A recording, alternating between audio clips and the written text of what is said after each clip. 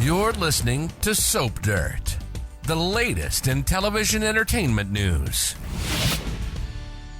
Hey Days fans, Belinda from Soap Dirt here, and we have got to discuss the 3 crimes that started on Friday's episode and they continue on Monday. Xander Cook has got no alibi and things look dire for him soon. Do you think it's just Sarah Horton who wonders if he was involved in this little crime spree, or are the cops looking at him soon as well?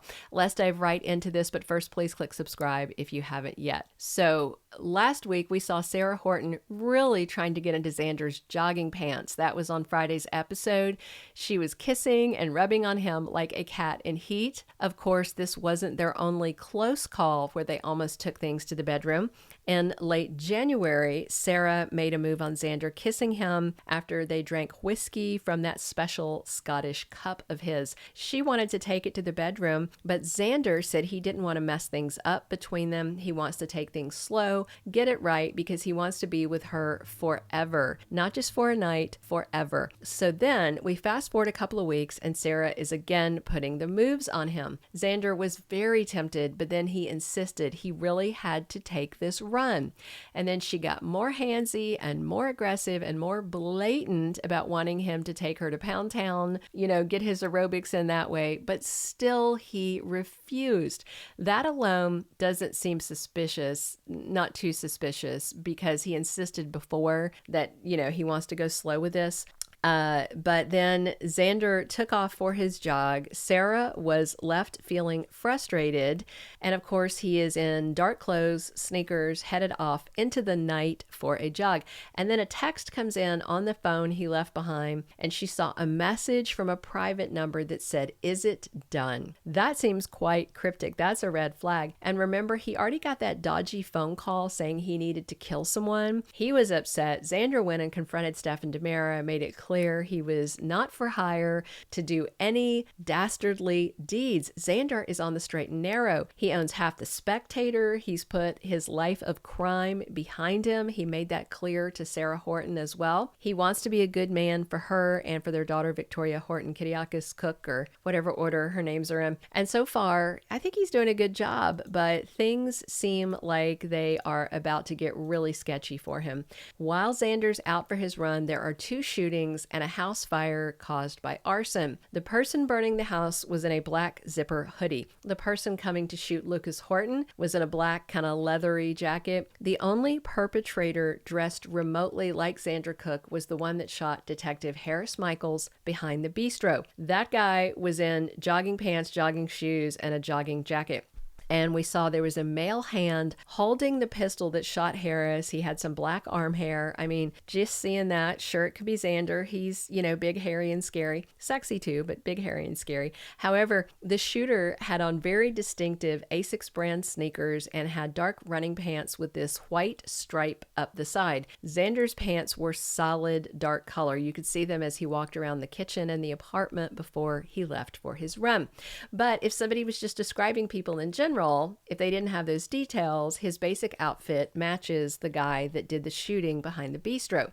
So by the time Xander makes it back to the apartment, it's Tuesday, February 13th episode, and he's all sweaty. He goes and hops into the shower, and then Sarah decides to join him, and she kisses him, and this time I think he might give into the hormones they're both feeling and do the deed with her. However, things take a downturn after that. I don't know if somebody saw Xander running through the park and assumed he was running from the scene of one of the crimes. Maybe they had some security footage of the person from behind on the loading dock and then saw Xander on other security cameras around town running, and just assumed he wasn't out running to run, that he was running from the scene of a crime. It seems like Sarah might soon suspect something, because by this Thursday, the 15th, Xander thinks he and Sarah might be over for good. And there's nothing else that could contribute to that. They are getting along fine. So I just wonder if that has something to do with these crimes. I mean, the promo from Days basically draws a line straight from Xander to the crime spree. Lucas should be safe because both Kate and Roman Brady had guns out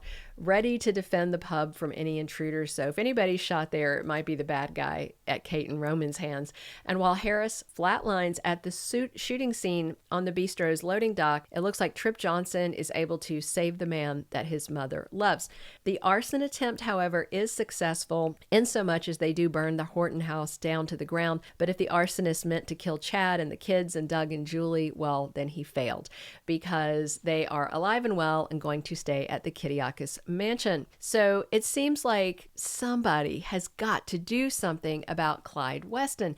It's no longer just drug overdoses. It's no longer dead drug dealers. Now he is actively going after police and respected local people in town and witnesses. This is a mess. Stefan already tried to talk sense to EJ DiMera and ask him to help take out the trash with Clyde, but EJ just thinks it's funny and said he thought, Stefan's going to wind up in jail when it all shakes out. Maybe this crime spree will finally give EJ the kick in the butt he needs to get involved. But when the crimes make the news, I just wonder if Sarah Horton is going to grill Xander, because she saw that text that seemed sketchy. Maybe Sarah thinks Xander rejected her for sex and then insisted he had to go to a run to cover for him doing, all these foul deeds or one of these foul deeds. Really, it makes no sense, though. I mean, what incentive does Xander have to shoot at Lucas or Harris or burn the Horton house? None. He has zero motive, zero incentive. He doesn't need the money. Other than him being jogging in the park and having a criminal record in the past, I don't think anything ties him to these crimes, but that private message text make it sound like there's more to it. And maybe there is more to it. I just wonder if Xander was planning to propose to Sarah for Valentine's and he and Maggie are texting in secret about it. Maybe he labeled Maggie private number on his phone so Sarah wouldn't realize he's messaging with her mother. It absolutely could have been Maggie wanting to know if he popped the question yet. So we'll see. I still have hope that Xander and Sarah are endgame once the smoke clears and all the real culprits of these three crimes are rounded up. However, it might really hurt Xander's feelings if Sarah assumes he was out doing bad things, considering how hard he's worked to change his ways and prove himself to her. This is about to get really messy, and of course, all this goes down right around Valentine's Day, so him proposing would make sense. We know how he loves chatting with Maggie. I just don't believe Xander is out doing any of these crimes, but we'll see how it goes, see if Xander and Sarah survive the week with their renewed relationship still intact, and I, for one, certainly hope they don't arrest Xander for things he didn't do and had no motive to do. Hey, if you haven't already, please reach down and click subscribe so you don't miss any of our updates. Definitely drop your comments and come back soon. We are here talking days, 7 days a week, and as always, it's Belinda from Soap Dirt. Thank you for being a loyal listener. Follow us wherever you get your podcast, because you don't want to miss the next episode. Soap Dirt is on all the major podcast platforms, including Apple Podcast, Spotify, iHeartRadio, and more.